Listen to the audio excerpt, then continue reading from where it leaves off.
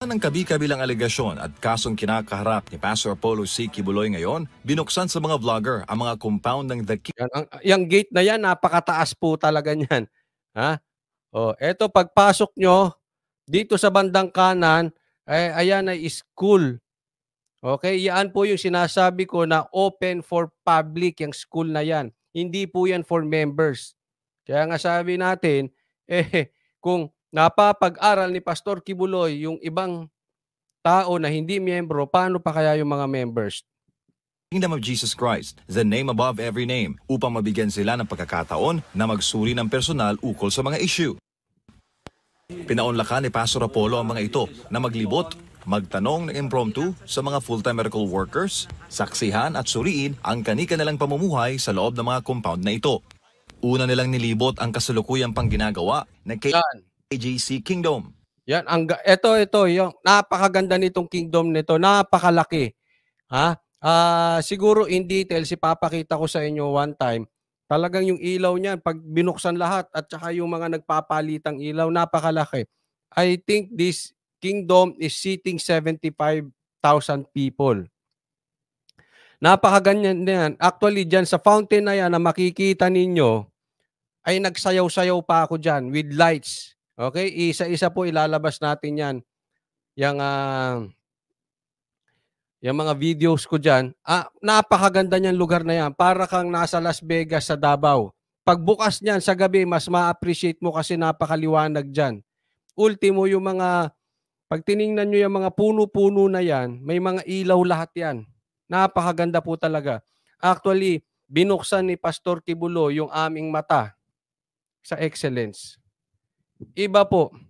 I'm sure kung you will be given a chance to go there, you will really notice yung pagiging excelente po. And at the same time, yung pagiging organized po nila.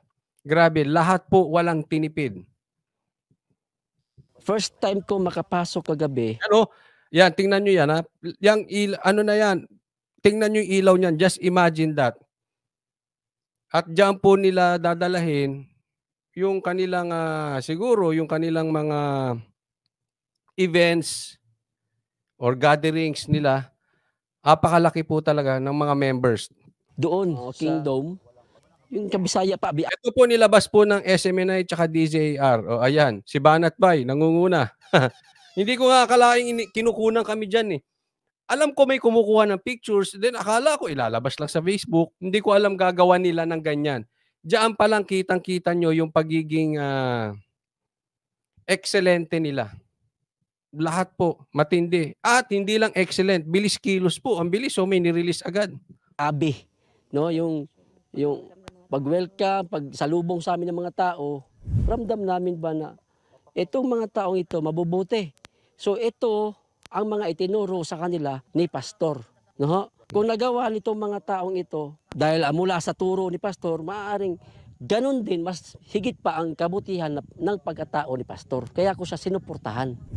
Sa kasunod na araw, umakyat sila sa Covenant Mountain and Paradise Garden of Eden Restored sa Barangay Tamayong, Kalinan, Davao City, kung saan nila nakilala ang ilan sa FTMWs ng KOJC. Dito nila nakilala ang ilan sa mga pangalan na dinawit sa umunoy mga pang-aabuso sa loob ng The Kingdom of Jesus Christ. Ayon sa bogus witnesses ni Senator Risa Ontiveros sa mga nakaraang pagdinig sa Senado laban kay Pastor Apollo. Dito, nabigyan ng mga vlogger ng pagkakataon na magsuri at magtanong sa mga witnesses nang walang script kung totoo ngang may pagmamaltrato dito. Sinundan ito ng pagpunta nila sa napakagandang Glory Mountain. Dito umano nakita ng false witness na si alias Rene na nagbigay ng mga bagdang baril si Pastor Apollo kina dating Pangulong Rodrigo Duterte at sa anak nitong si Vice President Sara Duterte. Nandito alam nyo, napakalaki ng mga naging kasamahan noon ni alias Rene. Napakalagi nung lugar para yung sinasabing distance, nasa 4 kilometers daw ata kung tama ang pagkakaalala ko. Paano nakita nung alias Rene etong binigyan daw di umano ng baril. Landscaper sa Glory Mountain at nagpakilala kung sino at ano ito dito. Sino kuya sa inyo dalawa? Dito yung natutulog. Ayan, yun yung sinasabi nilang mansyon. Na di umano'y binanggit. Okay? So, dyan po natutulog. Naalala nyo, nag-live po ako dyan. Siguro mga 100 to 200 meters away lang, do'n po ako nagla-live kasi do'n yung may signal. Nakapag-live ako at marami sa inyo nakapanood nun. So, yan po yun. Yan yung tinutukoy na mansyon. Hindi po mansyon, yan lang po. Diyan natutulog si Pastor Kibuloy. Hmm. O yan, sino yan? Pambihira. O yan, yan. Diyan nga ako nagla-live. O yan. Suporta ako kay Pastor Kibuloy dahil una sa lahat, ang pinaglalaban namin dito is press freedom. Yon. Okay. Yan po ang bottom line. Okay? Para sa Banateros, I don't know with other DDS vloggers. But yan po ang stand ng Banateros and ako po, yan ang stand ko. Kaya nung tinanong ako, anong masasabi mo at anong pinaglalaban nyo? Press freedom po. Hindi po pwede na bubusalan tayo. Yung bibig natin, hindi pwedeng bubusalan. At kahit sino pa yan, pag ginawa mo sa SMNI yan at kayo'y nagtagumpay dahil nilalabas ng SMNI ang gikan sa masa, isipin ninyo, kung nagagawa nyo yan sa SMNI, paano na lang sa mga maliliit na mga vloggers katulad namin? Hindi po pwede silang magtagumpay dyan. Napakadelikado po yan sa isang bansa kasi critical po ang sa demokrasya, sabi nga ni Tatay Digong, na dapat merong maingay na oposisyon.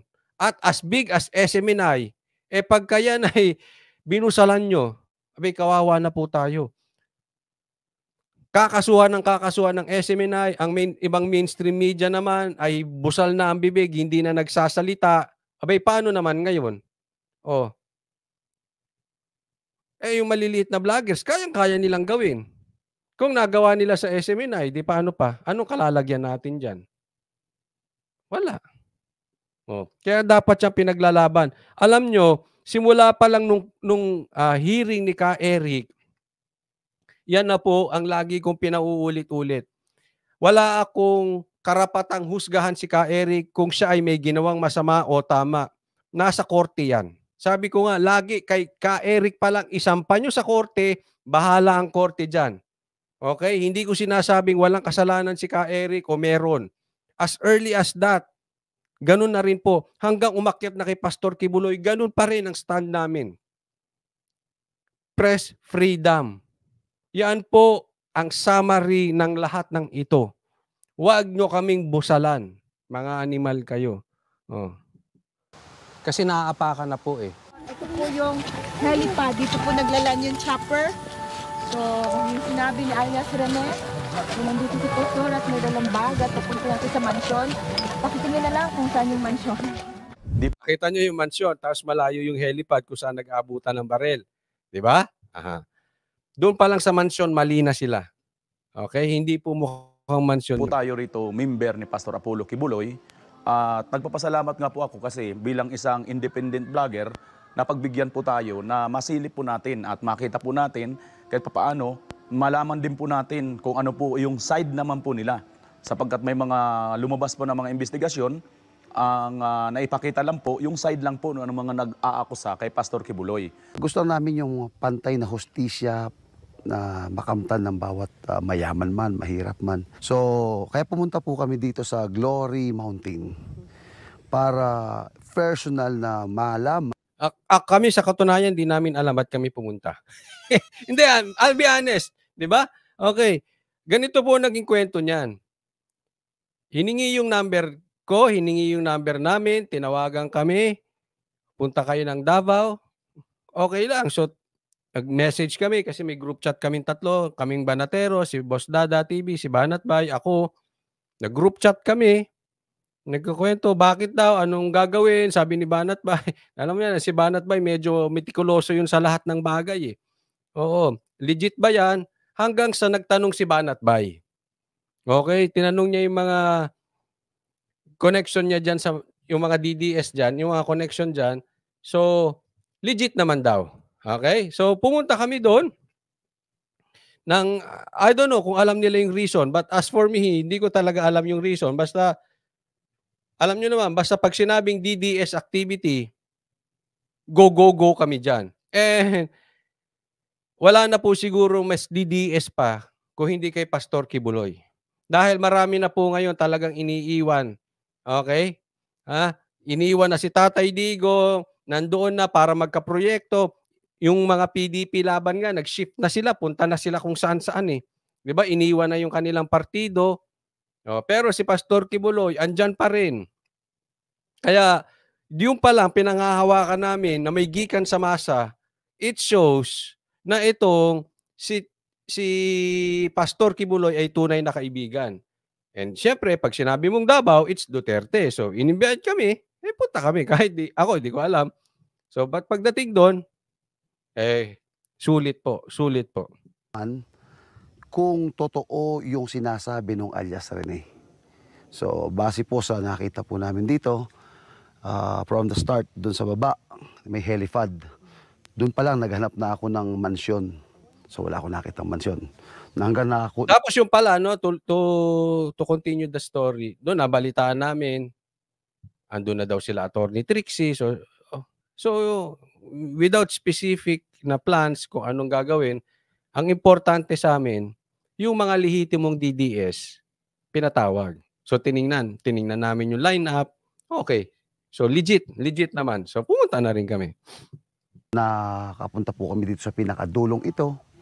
Well, wala rin ako nakitang mansyon. Well, may nakita akong tent nandito. Pero... Mikey Castellon, sabi niya, nag-enjoy ka sa jet ski, Coach Oli. Okay. Shout out doon sa mga nakapanood ng jet ski. Okay. Panurin nyo po. First time po ako nag-jet ski. Hindi, joke lang. Panurin nyo, nag-jet ski ako dyan. Yung, ang title ata nung live ko na yun My Hotel, si Pastor Kibuloy. Check nyo yan, nag-jet ski tayo doon. Try nyo lang panurin. Wala lang, masaya kung wala kayong makatulog para tingnan nyo lang po. Hindi naman mansion to, kubo to.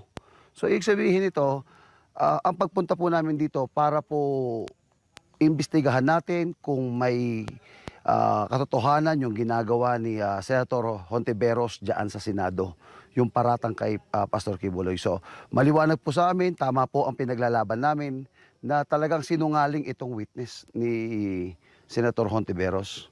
Teka, look at this. Kung may tinatago si Pastor Apollo Kibuloy, hindi ka papupuntahin dito. Hindi niya papakover ito, papakita. So, meaning, wala siyang tinatago. Medyo sa edad ko na ito, ngayon pa lang ako nakakita ng ganitong lugar. Mayroon pa lang ganitong lugar, no? Bukod sa maganda ang klima, malamig, napakaraming mga puno, maraming pine tree. Tapos yung mga bulaklak dito, napaka-ayos, napaka-systematic. Yung mga tao, mukhang wala naman akong nakitang minamaltrato dito. Hindi ba gulo-gulo yung bulaklak? Systematic yung bulaklak. Hindi. Joke lang po. Pati vlogger binanatan. Systematic daw. Ay, yung sarili ko lang pagtingin nung nakarating po ako dito. No holds barred din na sinagot ni Pastor Apollo ang kani-kanila mga katanungan kasama si dating Pangulong Rodrigo Duterte. Ang vlogger na si Lord Byron Cristobal. Yun, buo Lord Byron Cristobal. Buong yung ano mo Parehas kasi po kami may Lord siya Lord Byron Cristobal, ako Lord Oliver. Kaya minsan, yung ID niya sa akin na ipapadala. Nagkakamali ata yung nagpapadala ng mga ID. Mas kilala bilang Banatbay, nahayagan noong naging kritiko ni Pastor Apollo, ay ang siyang pinakauna nag-post sa social media hinggil sa pagkikita nila ng butihing pastor. Ito po yung post Okay. Tingnan nyo yung post ni Banatbay. Unang words ni Pastor Kibuloy sa akin, balita ko, binanatan mo ako, Banatbay. Gusto ko yan, hindi ka biased. Ito po maaasahan nyo sa Banateros Brothers. Hindi po kami himod-puwet. Hindi po kami sip-sip. Pasensya na po sa words. Ang Banateros, pag may maganda kang ginawa, pupurihin ka namin, kakampihan ka namin, etc., etc. Pag sa tingin namin, mali yung ginagawa mo, babanatan ka. Hindi po kami uso kung asaan yung views, nandoon kami. Hindi po uso sa amin na isang politiko ganito, sip-sip kami dito, hindi. Makikita nyo naman. Siguro na-observe yan ng ibang vloggers pag sama-sama, hindi po kami, umihiwalay mga kami na hindi kami basta sip-sip na sip-sip. At alam po, yan ni Pastor Kibuloy. Kaya siya mismo nagsabi, sabi ko naman, naghahanap lang ako ng baril dito kasi sabi ni Hontiveros, may baril daw dito. Ayan. Totoo po yang sinasabi ni Pastor Kibuloy. Kaya alam niya, ang Banateros, hindi po ganun. Hindi kami basta sip-sip ng sip-sip, hindi po kami. Meron po kaming sariling opinion at i-analyze namin ang mga bagay-bagay based on facts. Hindi based on views kung saan may agos nandoon. And we have our proof. Kahit checkin nyo yung mga live stream namin, hindi po kami umiba. We are DDS before, during, and after the campaign. Bumagsak ang views, tumaas ang views, we stand. We stand firm. Hindi po kami gumanon-ganon. So yan po, medyo mapagmamalaki ko and I'm very, very happy. You know why? Nanonotice po to ng iba. As big as Pastor Kibuloy, nanonotice niya. And I'm sure maganda ang prinsipyo at karakter ni Pastor Kibuloy. Isipin nyo, binanabanata namin siya. Mas lalo na yung dalawa kong kasama, mas matindi bumanat yun. Ako medyo laylo pa nga eh. Si Banat Bait saka si Coach Oli. Ay si Banat, Boss Dada TV. And yet, inimbitahan kami doon. So matindi po. Kaya it shows confidence on the part of Pastor Kibuloy na talagang ready siyang ipakita. Wala akong tinatago at hindi ako nagtatago. Kasi sinasabi nagtatago daw si Pastor Kibuloy. Nakipagkita siya mismo doon sa mga hindi humihimod sa kanya. Nakipagkita siya doon sa binabatikos siya. Anong nagtatago? Eto. Tingnan nyo, kayo mag-observe. Diba? So, ang ganda po, ang ganda nito. Thank you, Pastor Kibuloy.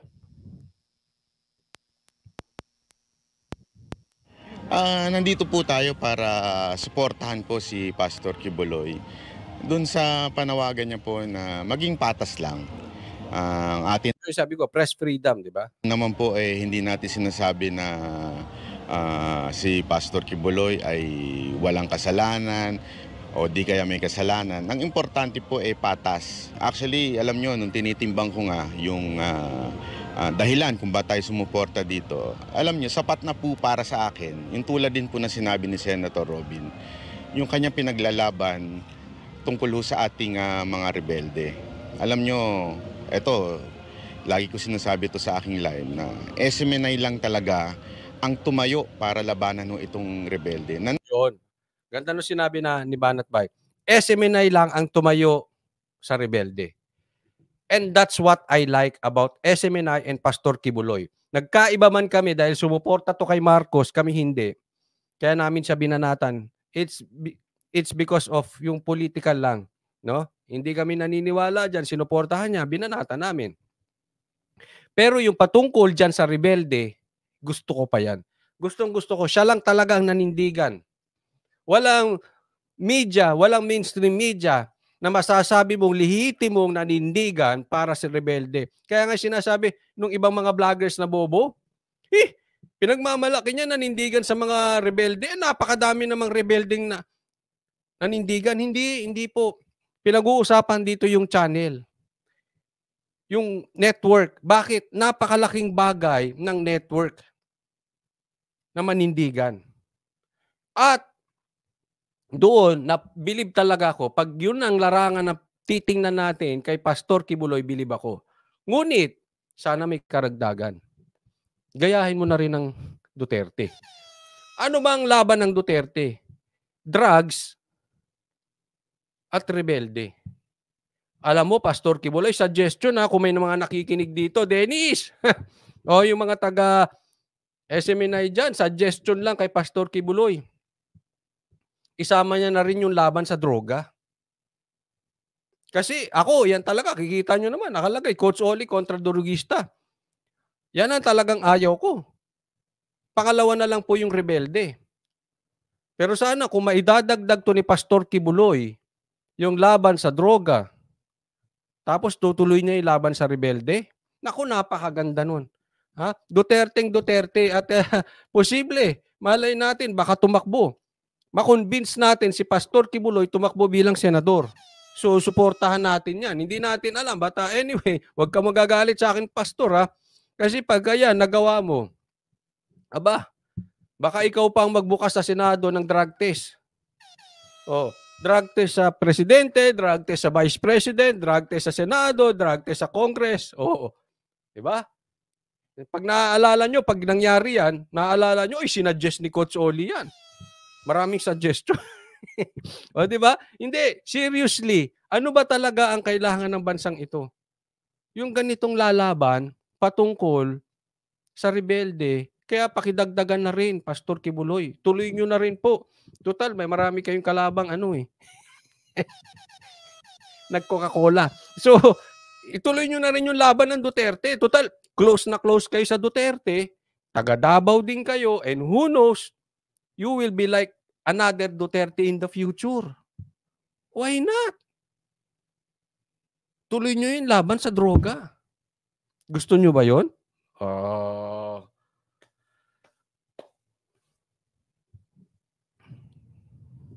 Napakahirap po. Alam naman ho natin yan. Dekada na ho silang nanggugulo sa ating bayan. Dekada na ho silang talagang nang-aabuso ng ating mga kababayan. At mahirap lumaban dito sa mga rebelde na ito. Pero gayunpaman, si Pastor Kibuloy matapang na hinarap po ito. Yan. Pagdating dyan, salute ako sa iyo, sir.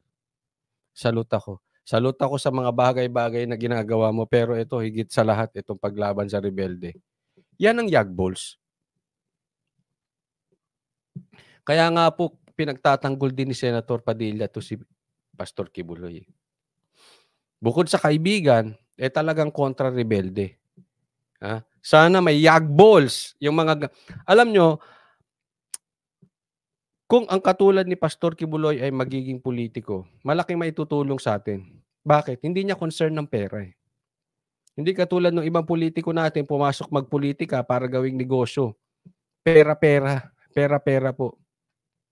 Kaya naduduwag. Nag-iiba ng paninindigan. Si Pastor Kibuloy, posible pong hindi pa bago-bago kasi may pera na eh. Diba? Yun lang, i-apply niya lang.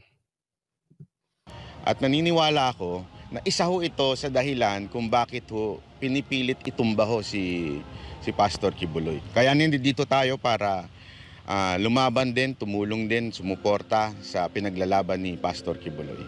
At bago sila umalis, Ang ganda nun, pag nakita nyo yun. No? Ay. Hindi ko na i-post Pero gayunpaman, si Pastor Kibuloy matapang na hinarap ho ito. At naniniwala ako na isa ho ito sa dahilan kung bakit ho pinipilit itumba ho si Pastor Kibuloy. Kaya nandito tayo para lumaban din, tumulong din, sumuporta sa pinaglalaban ni Pastor Kibuloy.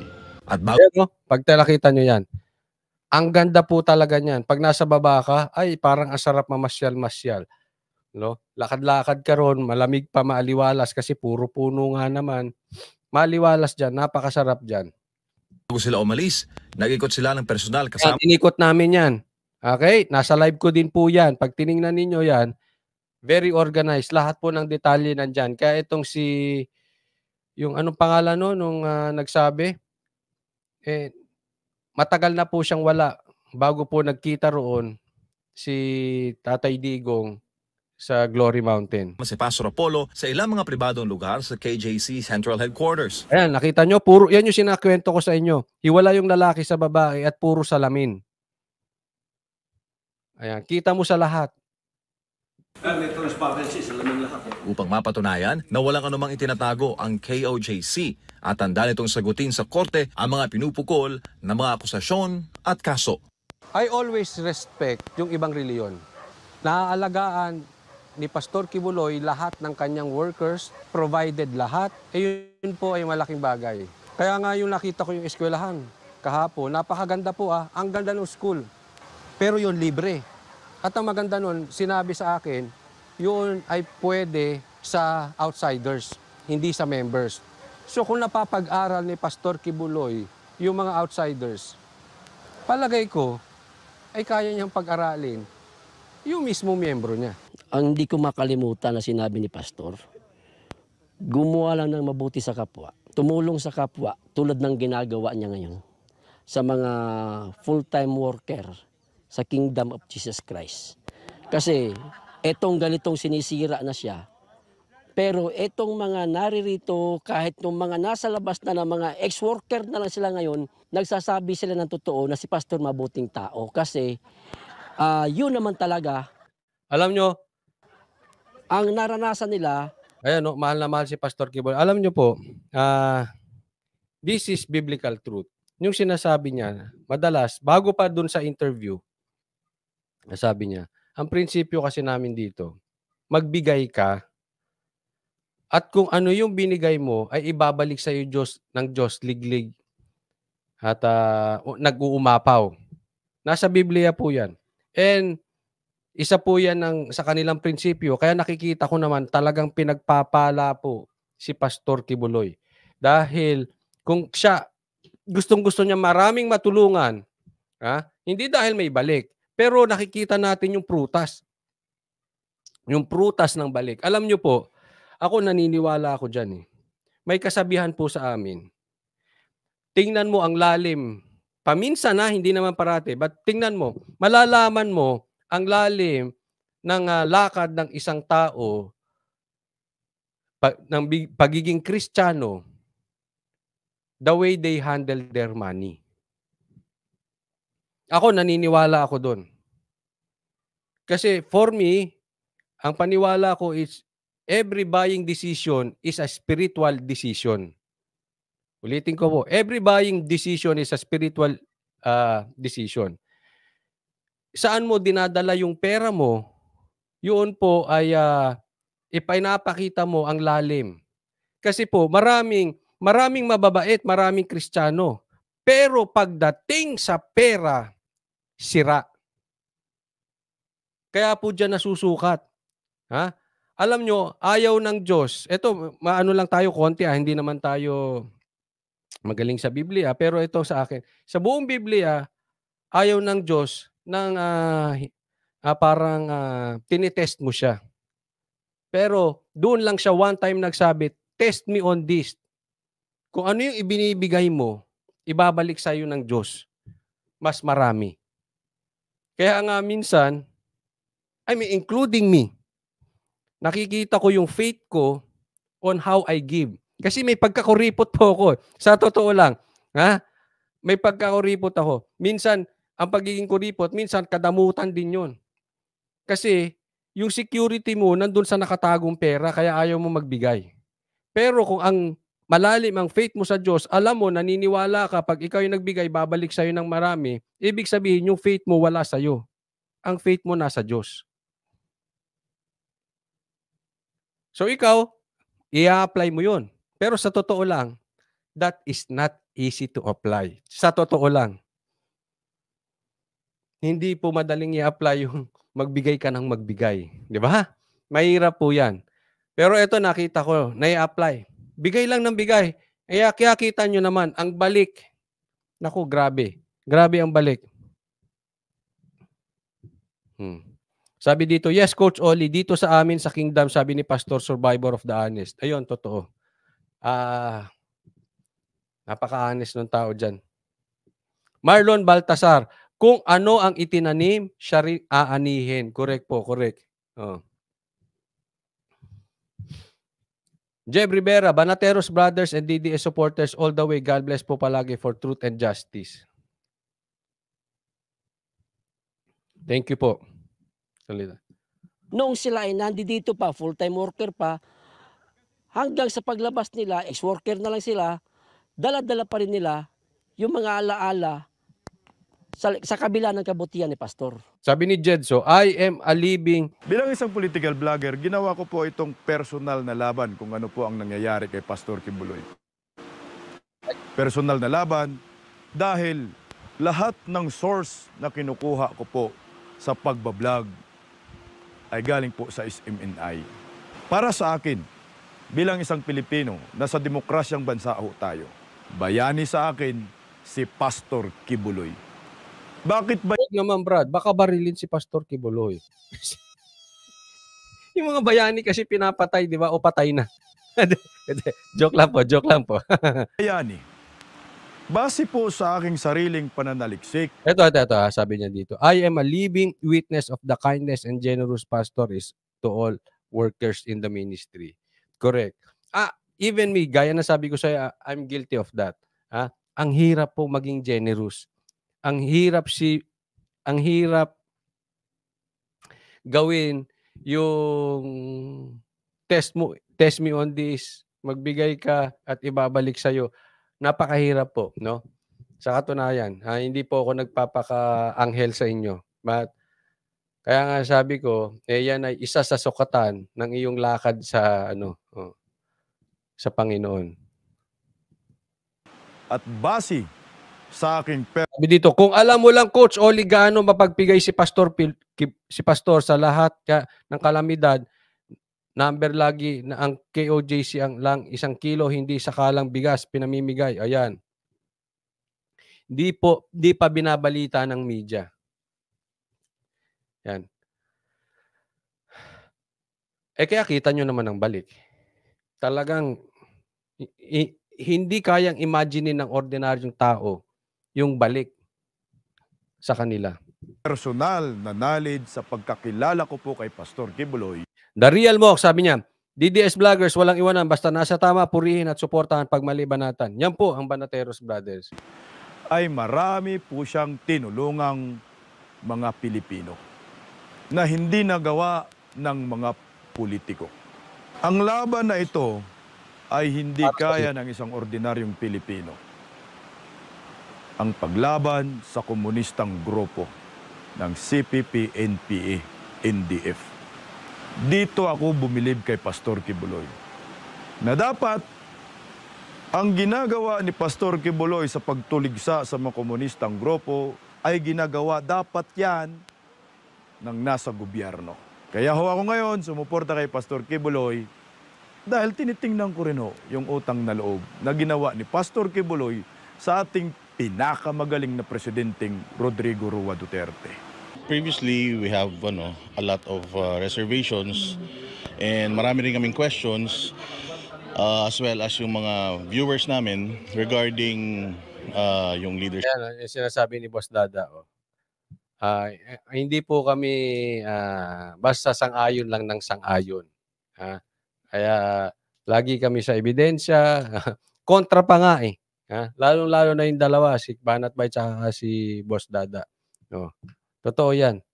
Kaya salute din kay Pastor Kibuloy. Isipin ninyo, hindi siya Ni pastor and the church and yung community.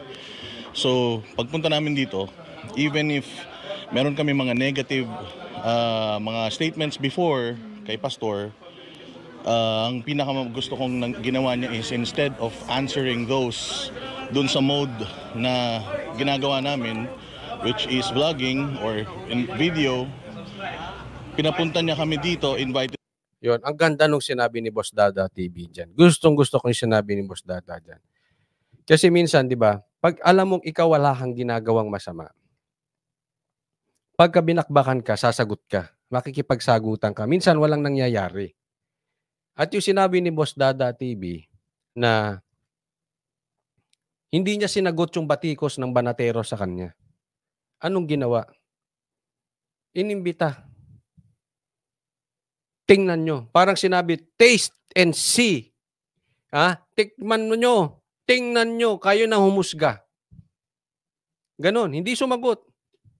Kasi alam niya, Banateros, hindi makukuha sa ganon. Alam niya, ang Banateros titingin sa resibo. Kaya nakikita mo yung confidence din ni Pastor Kibuloy. Nag-imbita siya, nang binabatikos siya. Tingnan nyo. Kayo tumingin.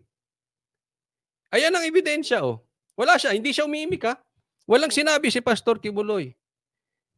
Oh. Inikot kami nung staff niya sa Kingdom, etc., etc. Hindi niya sinabi, wala pong sinabi si Pastor Kibuloy, ipagtanggol mo kami. Wala siyang sinabing ganun. Basta pinakita niya. O eto, yan. Ito yung kingdom, ito yung SMNI, ito yung sistema namin dito, pina-experience sa amin yung gikan sa masa. Kayo mag-decide. Wala yung, hindi, sabihin nyo, pagtanggol nyo ko, ito gawin nyo. Totoo po yan. At alam ng mga ibang vloggers na kasama ko na totoo yung sinasabi ko. Kasi walang ganunan, walang sinabi. Ewan ko sa kanila kung may sinabi. Basta sa amin, walang sinabi. Sa Banateros, walang sinabi, uy, pagtanggol niya kami, ito sabihan. Ha? Actually, kinakausap ko pa nga si Dennis, pasensya na ha. Medyo pag may nakikita ako, babanatan ko. Sabi, okay lang yun. Basta, ito, pinapakita namin sa inyo. Kayo na bahala. Oh. Walang kondisyon. Nakita naman namin eh. At I'm very confident na kahit kayo makapunta dyan, makikita nyo yung pagiging organized nila. Makikita nyo yung pagiging professional nila, makikita nyo yung pagiging excelente nila, at yung kalokohan nila dyan sa Glory Mountain na sinasabing may bigayan ng barel, malabo po mangyari. Napakakalokohan. Napakabobo na lang ng maniniwala doon. Sa totoo lang. Sabi ni Garski, ibig sabihin walang tinatago. Kaya nga ang ganda ng back dito ni Dada. Pinakita. Okay na. Di ba? Minsan kasi ganyan di ba? Magka may issue, mga chismisan, maraming chismisan di ba? Minsan kailangan tumahimik ka na lang eh. Sila na pumatunay, may topak talaga yan ng chichismis na yan. Di ba? May ganun. No. Sila mismo makadiscover. At yan, kami ay na-discover nga namin. Napansin nyo kanina nung sinabi ko na I always respect other religion.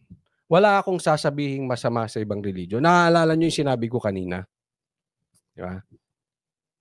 Muslim, Catholic, Iglesia, wala. Irespeto ko yan. Kasi kanila yan eh. Okay? Ang usapan naman po dito ay hindi yung religion. Kung hindi yung tulong. Ano ba? Una, tulong na gagawa. Pangalawa, totoo ba yung ibinibintang sa kanya? Kaya nga sinasabi ko, press freedom. Huwag niyong harangan ng SMNI. Hayaan niyo i-broadcast nila ang dapat nila i-broadcast at dalhin niyo sa hukuman. This is not about religion. Hindi ako mangingialam about religion. Hindi po porte para sa akin ng Banateros yan. Hindi po. Sa inyo yung religion. You need to respect kung ano yung pinapaniwalaan nila. It doesn't mean kailangan mo paniwalaan sila. Kailangan lang, irespeto mo. Sabi ni Jeb Rivera, engot na lang at bobo ang maniniwala sa mga paratang ni Hontiveros ngayon. Masyadong ambisyosa, wag ka na. Hindi ko nga alam. Meron bang kasunduan doon? Meron ba kayong balita? May kasunduan ba ron?